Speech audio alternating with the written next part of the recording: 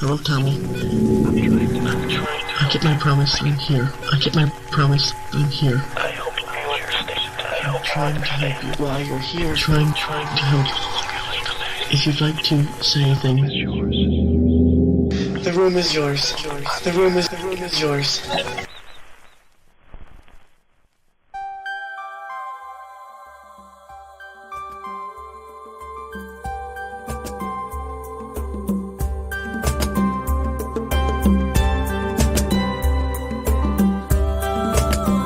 You are now watching Turn to Gold on BB3 TV with your host, the Ghost Boy, Chris Cesare.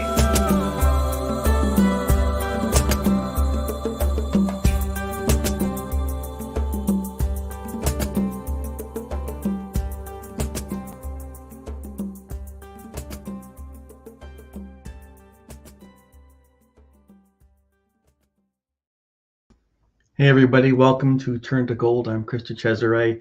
Welcome back. We're now approaching the fall season. We made it through I had a nice summer actually with no COVID running around, and hopefully you're also having a good time. I wanted to speak real quick about an event that's coming up in October the 22nd. There's going to be, it's the first time ever, an event in Sleepy Hollow called the Sleepy Hollow Power Fest, and I'll put it right here for you, October 22nd. The Sleepy Hollow Hotel and Convention Center.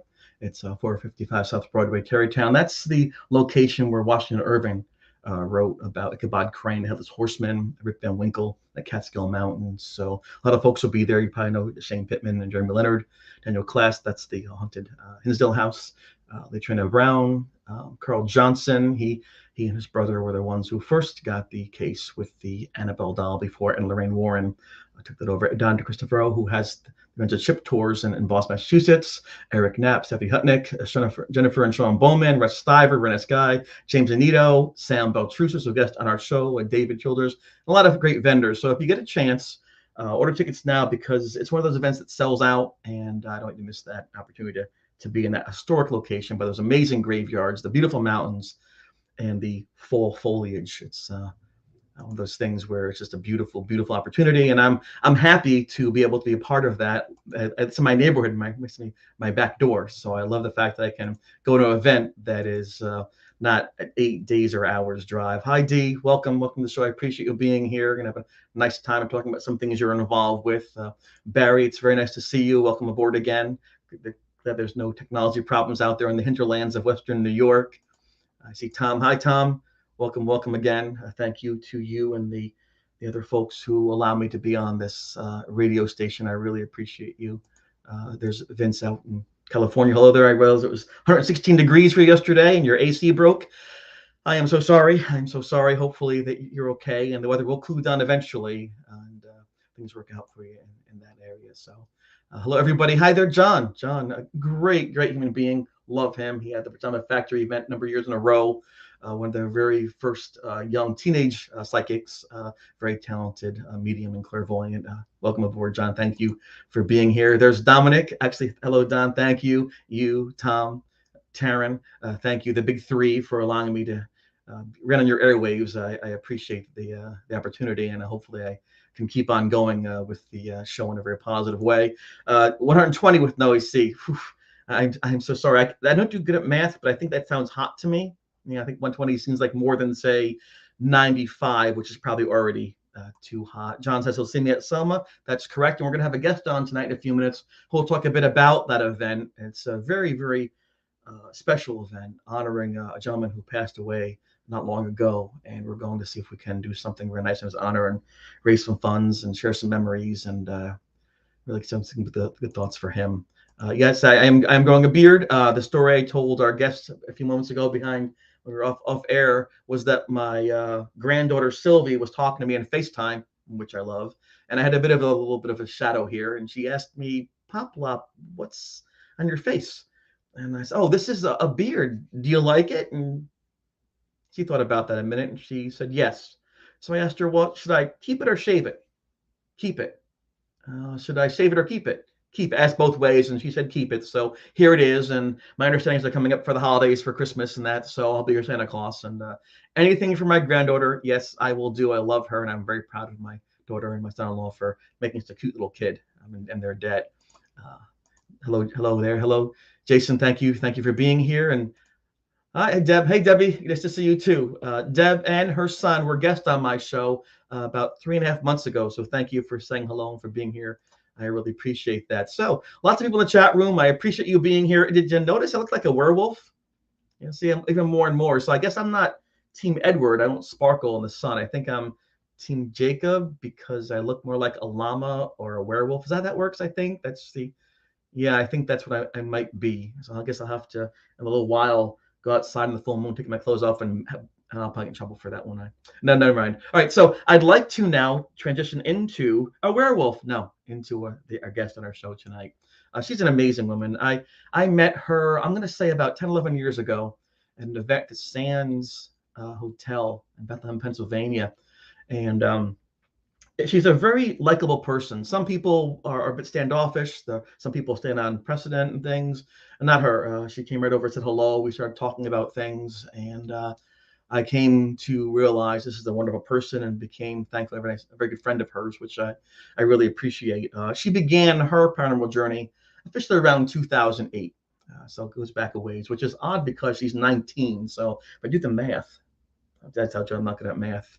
And then around 2011, she created an entity known as Brooke's Nooks. And there's a lot of jokes about Brooke's Nook. It's a funny thing to talk about, double entendres, but it's a really amazing thing. She actually puts about 6,000 items into a square foot area, about 8 by 8 at most of these events. And she tends to set up about 9 days before the event begins because she has to.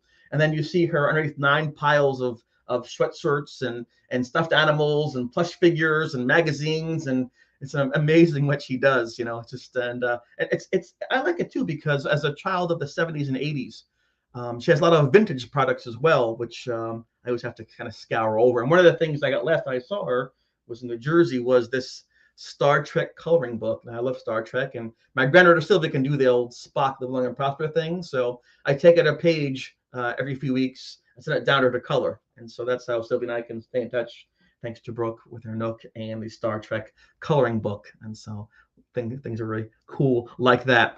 Brooke likes to say, and she believes it, that she doesn't sell things, she sells memories.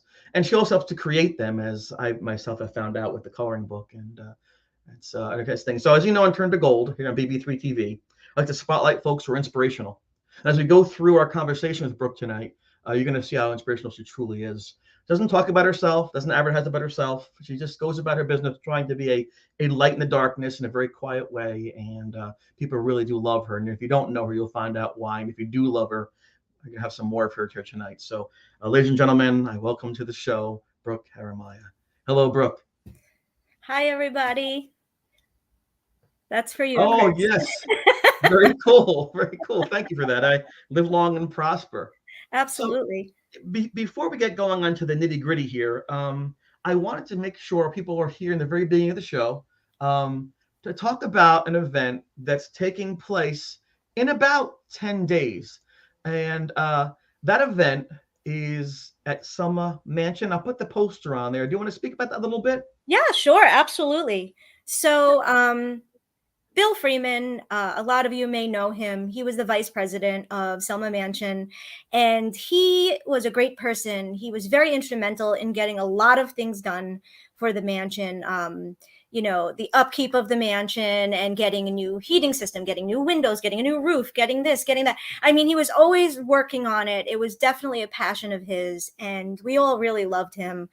I came into the fold a little later than a lot of other people because every time, it's a funny story, Bill invited me to be a vendor at his events at Selma. I was always booked. And he finally came up to me at Pennhurst a few years ago, and he goes, "Is it me? Do you not want to come to Selma?" And I said, no, it's not you. I promise I'll be there as soon as I can. And then he booked me about two or 3 years ago as my first show there. And I just grew to love him like everybody else. And before he passed away, this was one of his passions. Was he created this event? Bill Freeman's Preserving History Through the Paranormal. He created this event. He picked the dates for this event, and he was very passionate about who came to the event, be it the speakers or the vendors, or he wanted to create a really good environment for people to come and talk about the paranormal and their experiences and feel comfortable. It was like a safe space to come to Selma and talk to all of us, because we were that type of crowd that was willing and open to listen to anyone that came in. So, when he passed away, which, it was so unexpected. He got diagnosed with cancer and then he was gone right after Easter. It was very, very short amount of time. We decided to go ahead and honor the event with the dates that he picked and the title that he picked. And hopefully we do him proud next weekend. Yes, that's well, if you didn't know Bill, he overcame a lot of obstacles in his life. He had some really tough jobs professionally as well that he had to work through. He had a bit of a gruff exterior, but underneath that, he was a teddy bear. Who just once he knew who you were and he knew you were trustworthy, he'd do anything for you. It's I guess like an old school mentality, right? Yes. Where it's not about how many likes you get on Facebook or how many viral videos you have. It's about the connections you make, the hands you shake, and the people that you hug. And I think that's probably the best way I could put it. For some reason, he tended to like having me there, and he always invited me there, and I was very honored to do that because I just think about the same thing, and he always had me back every year. And he had this funny thing he did, and again, because he's so big and gruff, I remember the first time I met him, we're joking around, he goes, whack, slap on the ass. I think I flew about 16 feet away, whoa, the bump, bump. Get back to my feet, and that was his hello, and so for years. Wherever I went for years, I'd be in Maine, I'd be in Virginia, and somebody said whack in the ass. Like, that's from Bill. So wherever I know, there's Bill. So he always kept tabs on me, just a funny guy. And yeah, Bill definitely wasn't about how many likes he got. He could care less if people liked him. He was just Bill, unabashedly, unapologetically Bill. And I have to say, despite his gruff exterior, which we all saw it. He was one of the most supportive people. I will tell you, he drove with his fiancee Jinju, who's going to be there next weekend as well. And we all adore her, love her. She's an angel, amazing person. Yes. Drove all the way to East Brunswick, New Jersey to come and visit me at my store. And I said to him, Bill, I know this was a little bit of a drive for you. Like, how long was the drive? And I think he said something like 2 hours or 2.5 hours. And I said, you came all the way here to see me? And he goes, of course, I came to support you. And then he ended up buying, a whole bunch of stuff. And I was floored. Some of my local friends didn't even come out to the store. And here he is driving with Jinju a good 2 hours to visit. And he's just that kind of guy. And it wasn't the first time he visited me at a show. He would come to a lot of the shows I did. And that was amazing. He didn't have to do that. Yeah, he had a nice gift to live in the moment. He could go from room to room, place to place, and kind of light up a room, place to place, wherever he went, just being himself, no airs. And I think that Dee, who knew him better than most of us, said, she said, biggest pain in the butt, but the best hugger and the big brother we could have. Perfect. And I think that's a nice way to put it. It's we live in a world sometimes where people expect us to do everything for them all the time. I mean, it's not fair. We have too much expectations, and we demand that people, give us the respect, but we forget sometimes to earn the respect and to give back. And Bill was the kind of person that, when you earned his respect, he always gave back. And here's John, and he's saying he really helped support and build my passion of our paranormal convention at the Pajama Factory, and again, you're going to see a lot of people as we go through the show tonight talking about how amazing he is. Tom's going to be there at Selma. Love the place, and one time I get to be there so far. It's an amazing structure. It's not too far from Philadelphia. In fact, from the second floor, you can actually see the skyscrapers down to the southeast there, in a place called Norristown. It's an older community. It's very nice, but it's also kind of ritzy too, right? I think that Bill Cosby is from there. I know that a player from the Arizona Diamondbacks, Tristan Walker, is from there, and a lot of people come from that area. It's a suburb of Philly, and it's an historic location, Yes. And as you're saying before, when you first opened up, when what you're saying about him preserving, him repairing, him trying to keep this history alive, and yes, that was very important to him. Yeah, and I wonder sometimes, What drives a person to do such a nice thing? We worry about our finances and our health. We like sports and music. We have friends. We have to travel sometimes. We have career goals. We have a spiritual life, and most of us, not all of us, you're an exception, don't take the time to go out a lot of times to just build and repair and fix. But yet, he did that, and it was very important to him that he got people to the event that he felt would respect the process, and I appreciate that as well. Yes, definitely. He was the type of guy that he was like the unsung hero in the background. He wasn't flashy on social media. He wasn't all about look at me. He really just did his thing. And if somebody needed help, he would take them aside and help them. It wasn't about, look at me helping someone. Never, ever, ever. He was always behind the scenes. And he was happy to be behind the scenes because I feel like he made people comfortable. If they needed to talk to him about something, he didn't flash it around. He would make it like a private moment between him and that person and Yes. help them with whatever was the problem. He was special that Yes. way.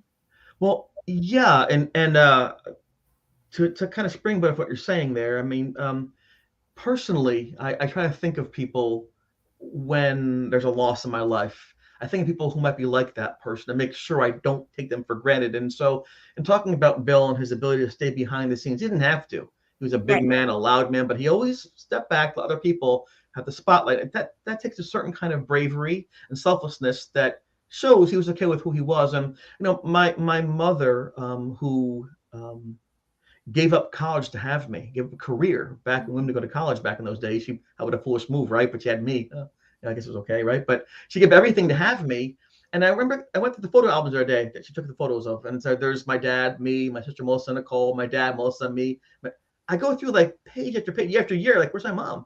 She was always behind the camera capturing, and I was never in the photo. And so once when I Right. found, like, there she is, there she is, I thought, wow, that's what an amazing, not to have to demand the spotlight, not to have to say my word counts the most, not to have the final say. And like my mom, God bless her, that's how Bill was. And again, for those of us like myself who don't know how to do that, it's just astounding. I remember there was a runner named Bill Rogers, and he won the Boston Marathon 4 times, the New York Marathon 4 times. He was pretty fast. He ran 2 hours and 9 minutes.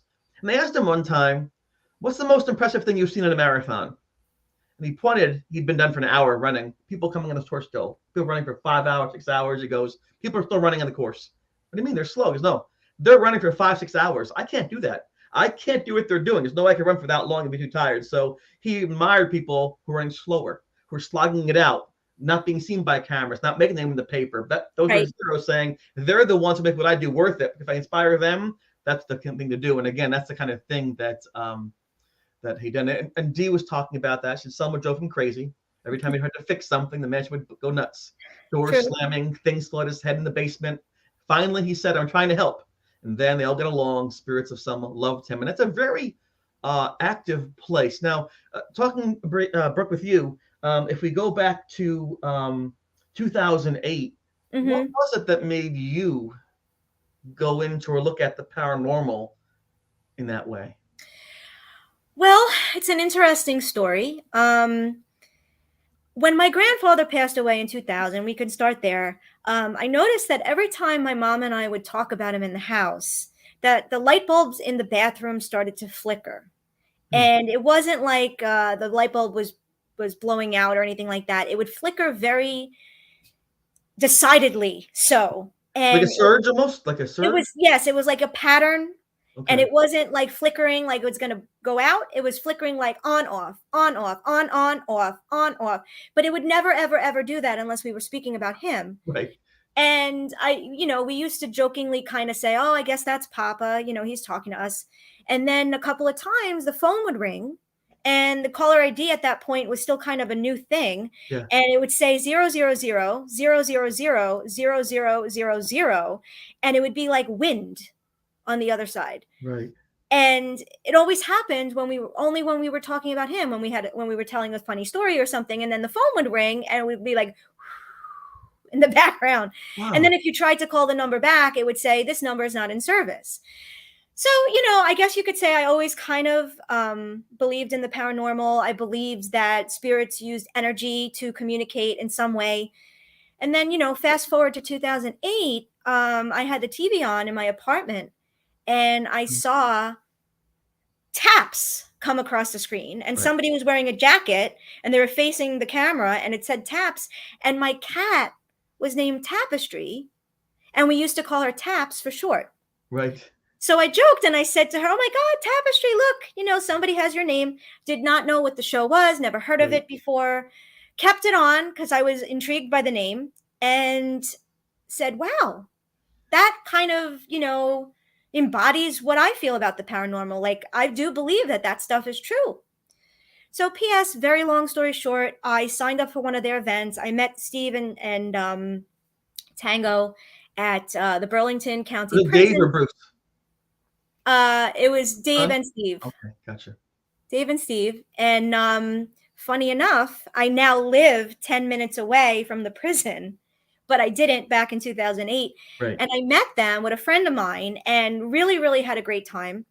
And the following weekend, I went to Trans-Allegheny. And when I went to Trans-Allegheny with them, I was completely hooked.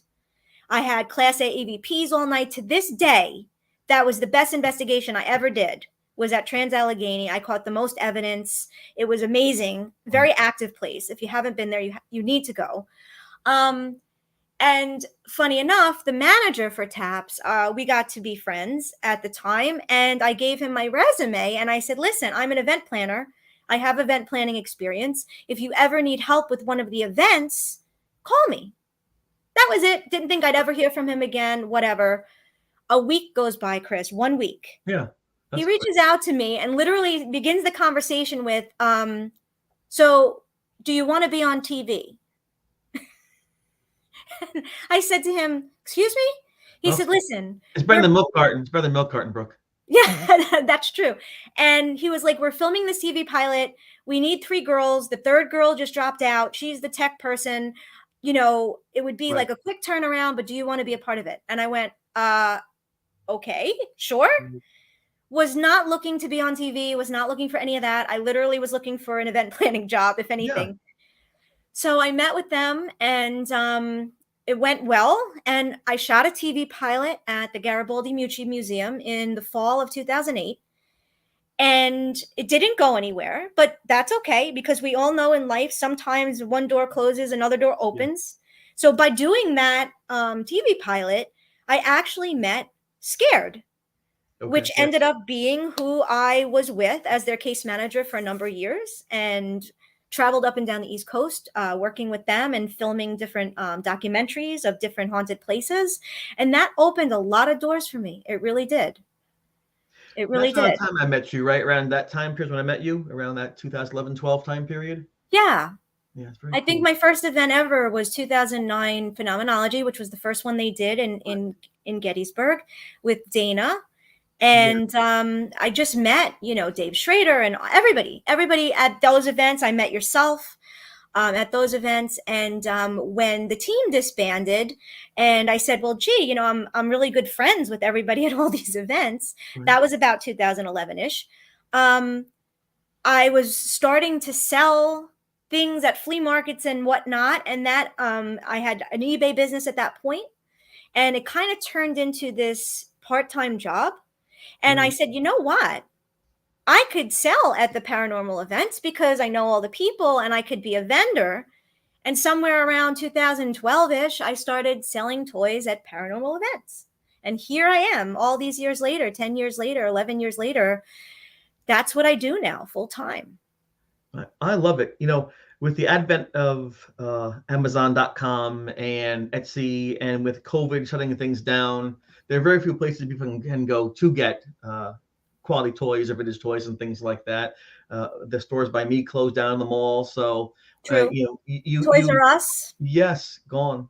KB Toys. That's not by me anymore. So it's really nice to be able to actually go someplace and where you have your thousands of options set out on the shelves that you put together and set up and organize so well, to be able to actually pick something up, to be able to see the size of it, to actually, it's kind of like go clothes shopping. You want to be able to maybe make sure it fits you, but people don't think it. So I just love it. And I was kind of wound my way over to your booth and eventually your area, and start looking around at things. And I ended up saying, usually I'll get this, and I'll send it to somebody else. I always say for somebody else, right? Because I don't want to hog all the stuff that you bring. And Well, you and I bonded over Star Trek for sure. it's true. It's true. It's a nice thing. I love that. In fact, my friend Carrie and I every other Saturday we get together. We have Star Trek night where we'll get some popcorn and stuff like that, and we'll put on the big screen TV and we'll watch the original Star Trek series. With William Shatner and Leonard Nimoy and things like that. We just love.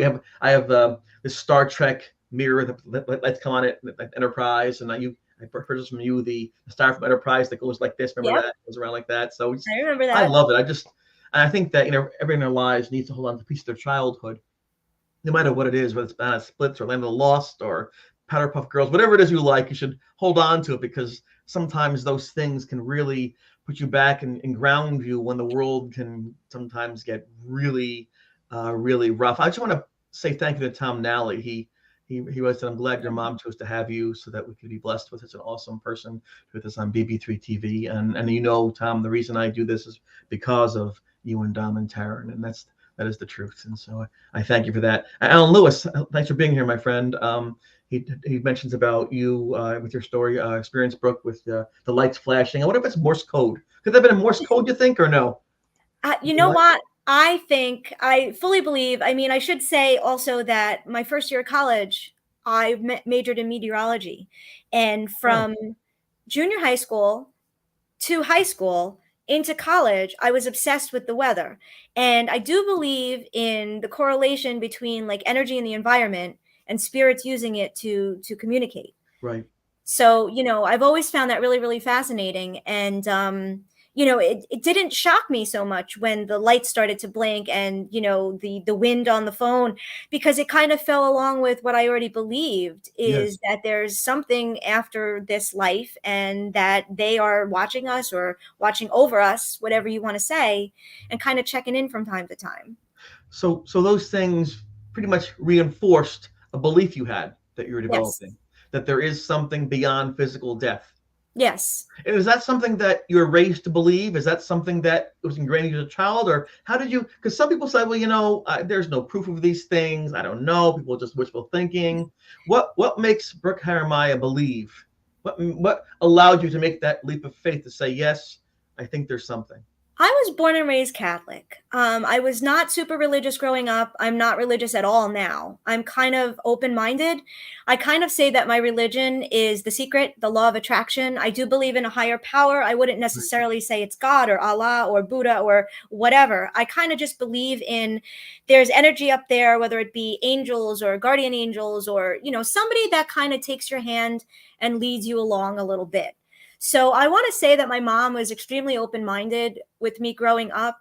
And she kind of let me walk my own path, so to speak. So I kind of fell into this on my own. As time went on, something would happen and I would say, you know what? I believe in that, or I don't believe in this, and I went to, I don't know if you're familiar with Brian Weiss, but he's into past life regression and stuff like that. And a friend of mine turned me on to him and I read one of his books. And basically it was all about reincarnation. And he was like, I believe a psychiatrist who was helping people that were depressed. And it turned into something so much more. I mean, he was scientifically minded, so he didn't necessarily believe in reincarnation at that time. Right. But he was able to do like past life regression sessions with his patients, and all kinds of stuff came out. And I found it so fascinating to the point where in 2009, I went to a Brian Weiss workshop in Manhattan. Is that hypnotherapy? Is that what it is, hypnotherapy? Yes, somewhat. That's partly what he did. And I went to this session. My friend was supposed to come with me. She got sick, so I went by myself. Right. And I had like a psychic moment. And I was able to do a psychic reading for a person I had never met before, because he said, give the person near you like a piece of jewelry or something that's on your person. Right. So I took his signet ring and I closed my eyes, and in my mind, honestly, Chris, I'm going, this is silly. Oh my God, what am I going to feel? This is so silly. What's going to happen? You're being polite, right? I was totally being polite. I'm like, all right, let's follow along. Let's close the eyes. Let's see what happens. At least it's a cool day out. And I actually got a lot of impressions off his ring. Right. And when I told him the story, I was kind of in in the moment, so I wasn't looking at him. And then I looked up and there were tears in his eyes. And I said, "Oh my God, what did I say? What did I do?" And he Right. said, "No." He says, "Everything you said was spot on." Oh, So, I mean, it was just this evolution, I guess you can say, of my, journey with the paranormal. It was not like when I was a little girl, when I was 5, I saw a full apparition at the right. end of it was nothing like that. It was later in life, in my 20s, really, that it started to happen for me. That's cool. So in other words, over time, things began to lend themselves to that. By the way, note to self: get a signet ring. Have one of those. Oh, sorry. Yes. So it's gonna. I love things like that, and it's interesting. Many of the people I speak to and friends with who are clairvoyant, clairaudient, whatever the case may be, mediums of certain types, they will tell you that you can't always get what you want. In other words, they don't control spirit. They don't control the spirit they speak to. They ask for connections. They try to understand what's being said to them. They try to create an environment that's conducive for these conversations and learning. But it's not as though you can just like Right. snap on fingers, because that's not how people are in real life. If you snap someone's fingers like over here, like, excuse me, so if they don't like it in real life, they probably won't like it, in the afterlife. And that's a fascinating thing. When I was experiencing the haunting way back in the day, Jeff was much the same way. He wanted to see this ghost, get a picture of this ghost, and so he told me to kneel on the ground. No, it's not fresh. And so I kneeled on the ground, and he told me to put my hands out, still not fresh. Put my hands out, palms up like this. And he told me that's how you call the ghost. And I thought, just like I'm being polite, like, all right. Okay. So I'm kneeling in the room, my hands are out. That's silly, And Right. he said just now, just intent, think of the ghost, try to call the ghost into the room. And I thought, well, just a couple seconds, we'll get some pizza, we'll go home. Kind of thing, right? So I'm doing this, and all of a sudden, he's writing some notes down. Got the door opens up, and starts shaking. I'm like, what the heck? And it happens. So like sometimes you put yourself in a moment, all of a sudden, what? That really can happen. And it's an amazing thing. Yeah, and I think that, Yes. John's on board with that, saying absolutely, it's like Yeah. connecting the dots with It's information. really about, are you open-minded or are you not open-minded? I mean, the Yeah, truth of the matter is, and I'm going to be honest with you, I'm very scientific. I mean, I'm all about the science, the math, the meteorology, all that stuff. When I joined Scared as their, case manager, I was part of the tech team. I was part of the science team. right. And I had my gadgets and, trying to prove stuff. And it wasn't until a couple of investigations in that I started getting psychic impressions. And believe me, it was not something I wanted. It wasn't something I had thought was going to happen. And I almost felt silly because we had a psychic on the team. So I certainly didn't want to step on her toes. Right. But like I'd go into a room and feel something, and she would be in a different part of the building completely. And then later on, she'd meet up with us because we would do our segments separately. She'd meet up with us on a break, and she'd tell us stuff, and it was the exact same stuff that I picked up on in the room. And we looked at each other, and I'm like, I don't mean to. And she says, no, it's totally fine. If that's what's coming through for you, let it come through for you. Yeah. And it's So good yeah. too. It's good too because it's confirmation. Confirmation independently is an amazing, amazing thing when you can do that, because then it lends credibility to the process itself. You're talking about open mind. I think that's a very valuable thing too. Not just the paranormal, in any area of life. If, let's say, for example, a person goes through a very tough relationship as a teenager or in college, or they're young, they might have so many battle scars from a very bad relationship. They might say, you know what, I'm not gonna do that for a while. I'm Right. not gonna be nice. I'm not gonna put myself out there. I'm not gonna go to bars. I'm not gonna meet people. Right. I'm done with that. Or they Sure. might say, well, that's, it's over one. I'm going to see if I swing the bat again and see if I can maybe get a better friend and make better choices. And maybe this time luck out a little more and find some happiness I'm looking for. And I think that's important, having an open mind, because if you close yourself off to things, guess what? You're right. It won't happen, whether it's better health, better business opportunities, relationships. And, like they say in Little League, when you play baseball and stuff, if you don't swing the bat, you can't get a hit. And that's so true. I think the movie Signs, remember the movie Signs? They go Oh swing yeah. away. Sure. And I think that's the positive mindset, the growth mindset is a very powerful thing. So take us back now into the business aspect of what Sure. you do. I imagine you can't just like buy 4 toys and go to an event. You have to have inventory. You probably have a price guide. You probably keep an eye on what's hot in the market. How does that work? Do you mind sharing some of that? Of course. So, I mean, I literally work. Anybody that has a small business knows this. I am certainly not the only one. I work 24/7. I work 7 days a week, 24/7. I am always researching prices. I am always researching articles. What are the new hot toys for Christmas? What are the new hot toys for the spring? I mean, my job is never ending. I'm always looking on Facebook. Sometimes I have friends that are parents and they'll say, oh, my 9-year-old is looking for the LOL dollhouse. And I'm like, ooh, LOL dollhouse. Let me see if I can find it for them. So I mean, my job is very, very intensive, but it's also what I decide to put into it. So of course, since it's my business, I decide how much time I want to spend researching and buying and all of that stuff.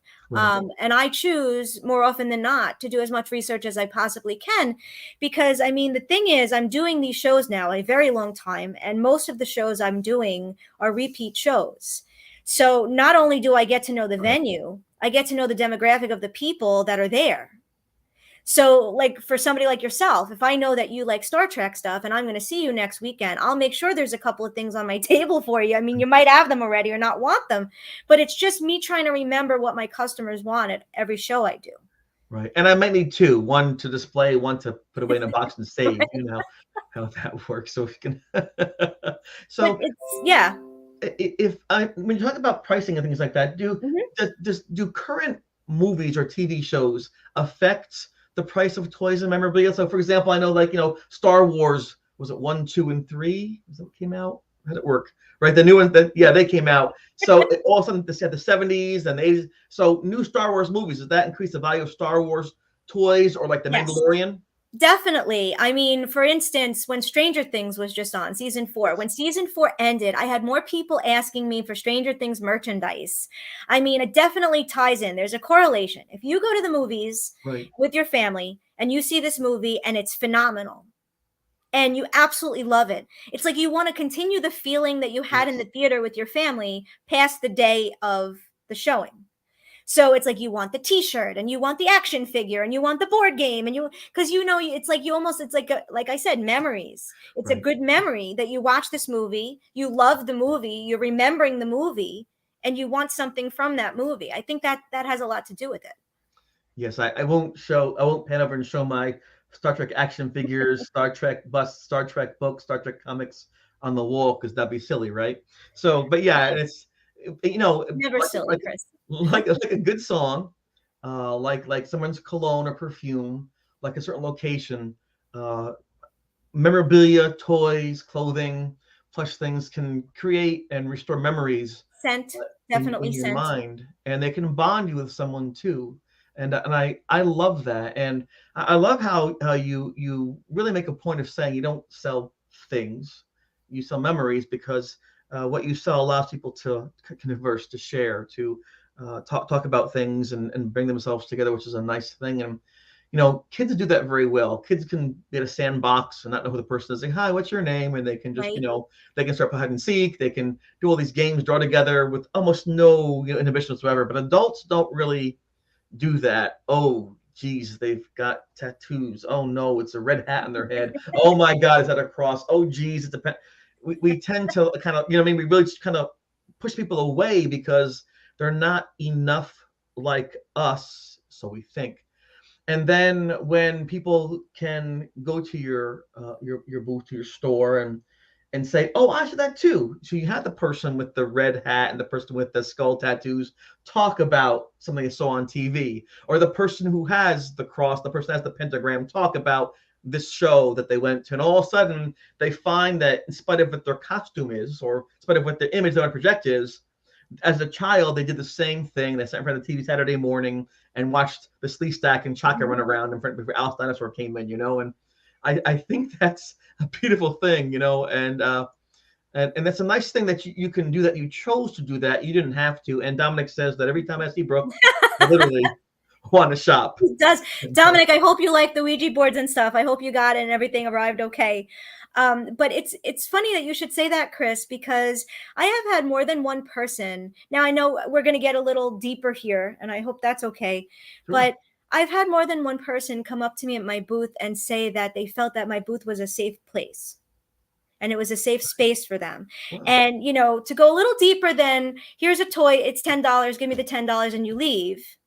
there's a deeper thing to what I do, especially at the paranormal conventions, because I feel like a lot of the people that come there, they're a little awkward. They feel like nobody's going to believe them if they had a paranormal experience. Sometimes they're a little scared to talk about it. They don't know if somebody's going to accept them. Yeah. And I have had teenagers at my booth. I have had adults at my booth. I've had kids at my booth that say, is it okay if I sit and I eat my sandwich here for lunch?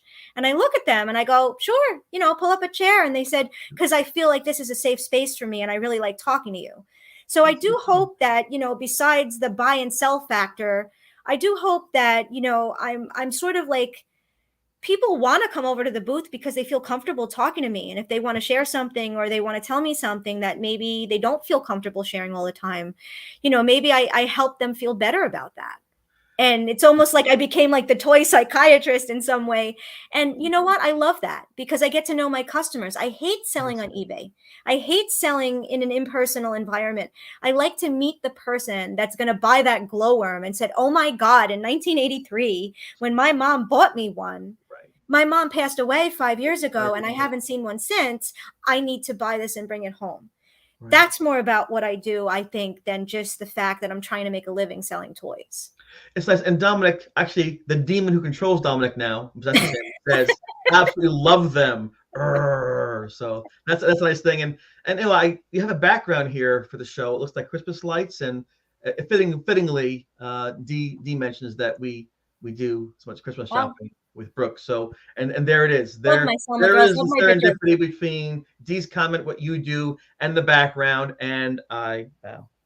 All right, so here we go. Yes, it's John Covey says it's an experience, a connection, not just materialistic like many others. It's true, and but that's a choice that you make. And I don't know how comfortable you are talking about you. You don't usually do that. I happen to know you very well, and I happen to know that you have endured extreme physical suffering, extreme medical, surgery. And I don't know if you want to say anything in detail about that, but what allows you, if I can ask, because you are an inspiration to me, to continue to move forward, even when people say maybe it just should stop? What allows you, what controls your spirit? What allows you to be so positive and move forward like you do?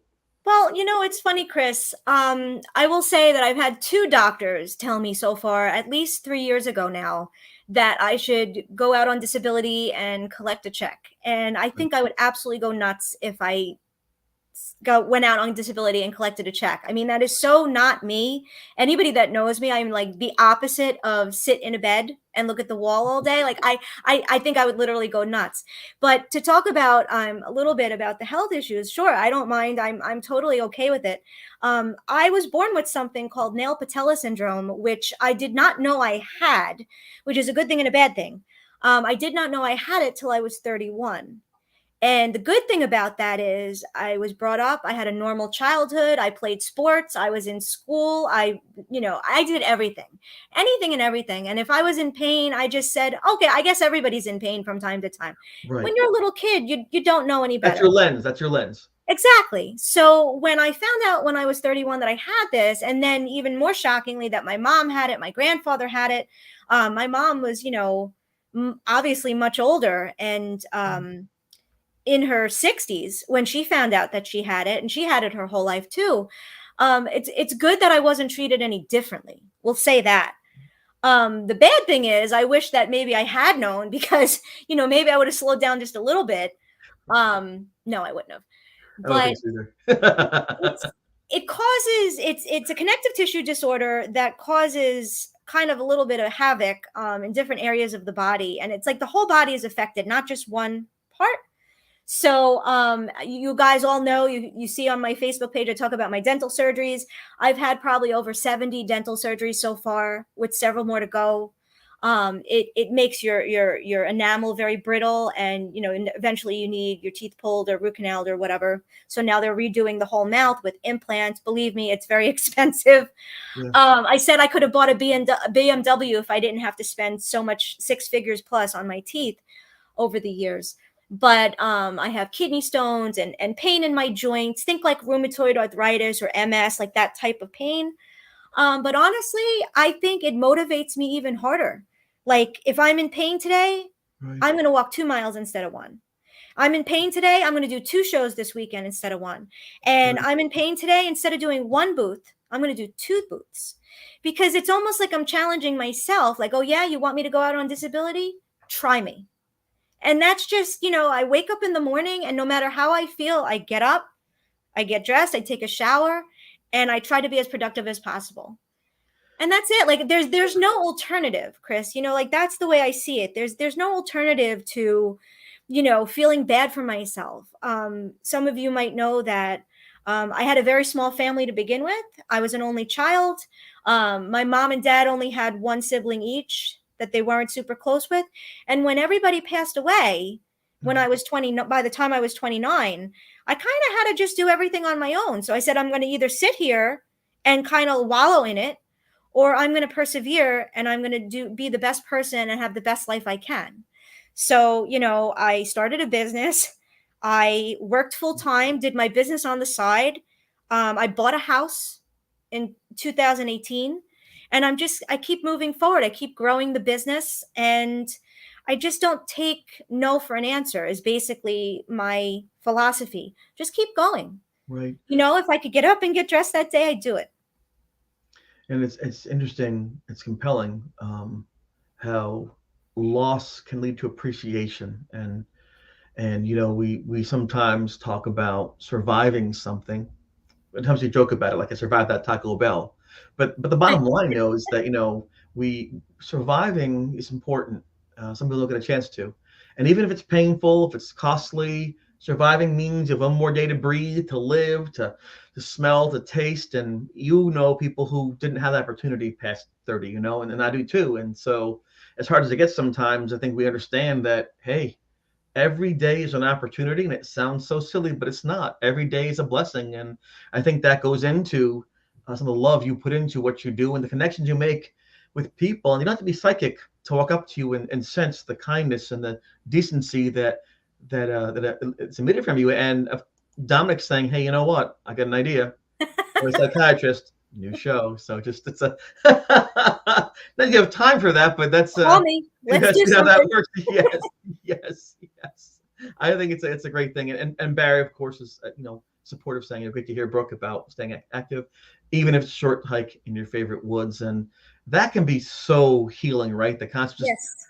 getting back to nature. We tend to find ourselves in boxes and boxes, and hooked up to things, and we forget that we're human beings. And I think one of the best things for me, if I can just go off on a tangent real quick, of being a grandpa and a long time ago, way back being a dad, is that young kids see things we stop seeing.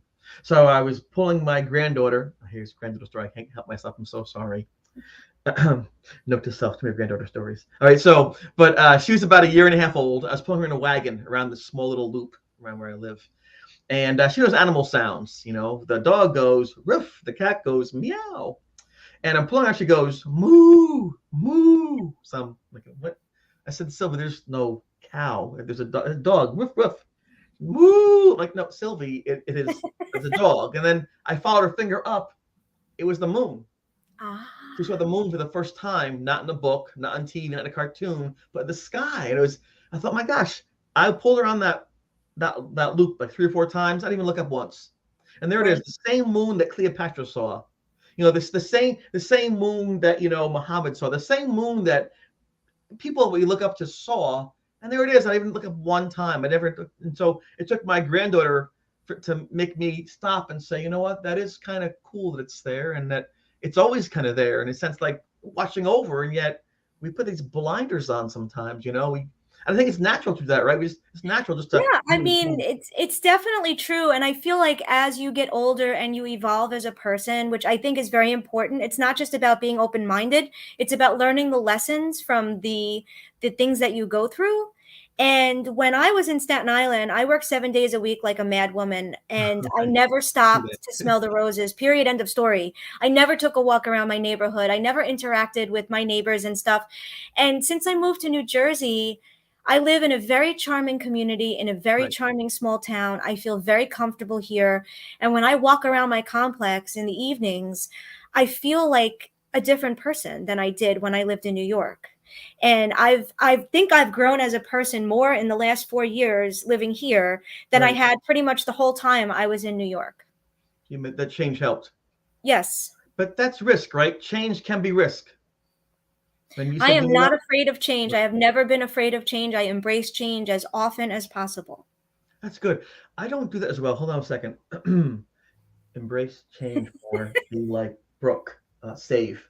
So, oh, I'm sorry, I'm still alive. All right, so this is a really cool thing. And if I can ask you, because I always want to ask you, but you're always too busy, or I'm always too busy at the events. Was there ever a toy or piece of memorabilia you stumbled upon and said, "Oh my gosh, I found this. I've got to have that"? Has that ever Well, happened? I mean, if you see the toys behind me on my shelf, this is part of my personal collection. I started collecting Fisher Price vintage toys back in 2002, Sure. and I love the colors because I remember when I was a little kid playing with the record player and playing with the Snoopy doll and the dog and stuff. And it just reminded me of a simpler time where everything was red, blue, green, and yellow. I mean, that was it. And it's something, I mean, I want to say I'm a Toys R Us kid. I'm definitely a mature, highly evolved woman, but yet there's definitely a big part of me that's still a child because I feel like that's where we had our best memories. Yeah. So when I surround myself with these toys, it makes me happy. It makes me feel peaceful. And I said to myself one day, I bet if I feel this way, there's a lot of other people that feel this way too, and just started selling stuff to people. And that's how it really began. Was my collection first. Right. And then when I realized how it affected me, it made me smile. I said, you know what? There's got to be a thing to this, and there was. A lot of musicians and writers will begin to sit down and start sharing. It's part of who they are. They want to share what they're about and things like that. But they tend to talk more about them and their dreams often, a lot inspires others. But you actually tend to other people's dreams. And I think that's a wonderful thing. Oh, what do we have here? This was one of those toys that you were talking about. Like you had to have it. Right. Fisher Price toys started in 1931, and this is the oldest toy I have in my collections from 1932. It's called Puppy Backup, and when you wind it up, he actually moves his feet and moves backwards. So this is a really important toy to me in my collection. That's from the Great Depression too. So to get one of those back then was an amazing thing, right? So Absolutely. that's wow. So time and place. That's I want to ask a question that is in the chat room that John's asking, and I don't know Sure. if it's possible, but hopefully we can do it. And that is, what is your dream collector toy you want the most? What's your Oh, holy grail, Brooke Haramija? oh boy. No money Probably. object, no space object. If you get it, you got it. I think there's a couple. I have most of them, but there's a couple of Fisher Price toys I don't have yet. Um, there's I, there's the Happy Houseboat, which is like a ferry. Which living on Staten Island for 22 years, 21 years, that would be appropriate for me to own.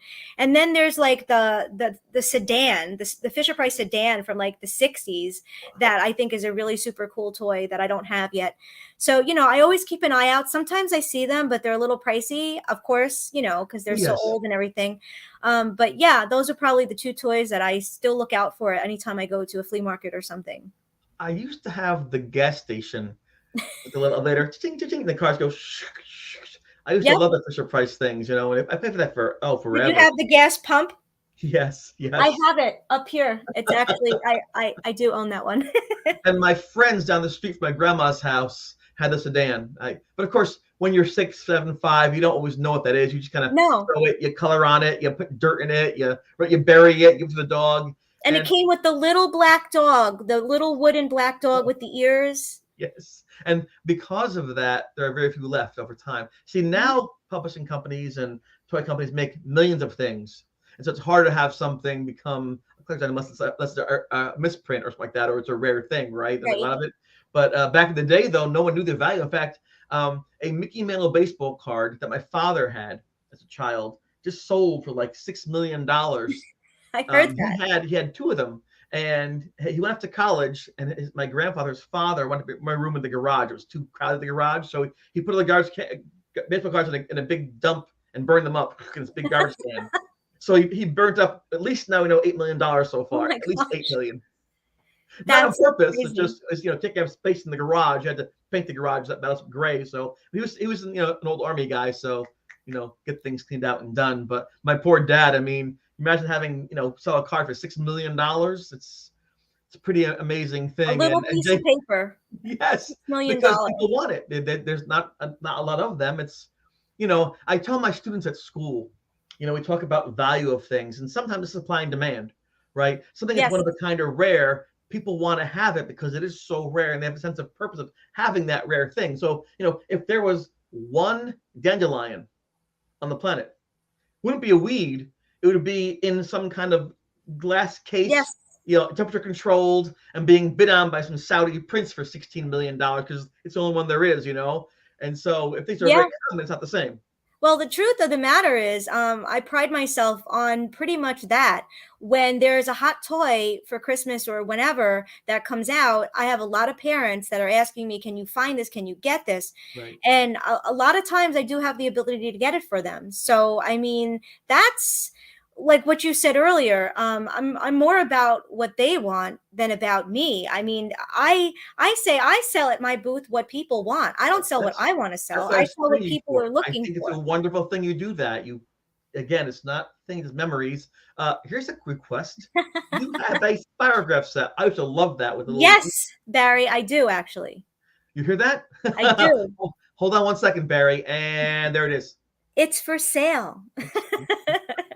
Write it down. Take a screenshot. Do something right now because there it is, and you get your Spirograph set. The website, just to let everybody know, it doesn't have items for sale on it. It basically shows my calendar. So it'll tell you where I'm going to be next at an upcoming show. I normally do shows in New York, New Jersey, Pennsylvania, and Maryland. But I do ship all around the world. So, I can always send you pictures and get you a shipping quote and all of that stuff too. Where to track her down. She'll be corner of a large event with 9,000 items. You cannot, you can miss her, but not her area. That you cannot miss. And John Covey says, comic books, exactly right. Same thing. Order comic books. True. Worth a fortune. I'm very lucky. I have the first Silver Surfer appearance, the first Inhumans appearance. I was a nerd as a kid, as you can probably tell. So that all the 12-cent comics, John, definitely. Yes, that's right. That's right. Mm-hmm. Oh, okay. You made his day. Oh boy. So there you go. Bring people together. You're not selling things, selling memories. And Barry, hopefully it's a memory for you or someone you care about. And hold on a second. It is at 9:58. Yes, it is. Stop. It's ridiculous. Note to self, slow down time, cold G. Okay, I'll do that later on. I'll probably do me a favor. I want to make sure before you go to two things. I want to just real fast once again put up on the screen for those folks who might be interested about the event that's happening the 17th and 18th, Saturday and Sunday of September. Yep. Selma and Friends and Family honoring Bill Freeman, and you've played an active role in putting that all together. And I thank you. I know that Bill would thank you too, and maybe he still might in some ways, And I also, before you say your last words, I want to just say thank you for making the time to be here. My goal on this show is very simple: to highlight people, spotlight people who inspire, and you certainly do that. Thank you, Chris. Thank you very much. I really appreciate you having me on. It's nice to talk about how your life comes together. Sometimes you don't always do that when you're living in the moment, and you're running from place to place. You don't get to really reminisce and talk about why you did this or why you did that. So I appreciate you giving me that chance. Well, and the viewers live and the viewers later, and there'll be thousands of them, now know what I and people who know you see in you and why you're such a cool person. So on that note, we're going to bid you adieu. Remember what I always say: if it's true and it helps someone, please say it. Thank you, Brooke, for being on the show. Brooke Haramija, thank you very much. Thank you, Chris. I really appreciate it. We'll see you all next week. Be well.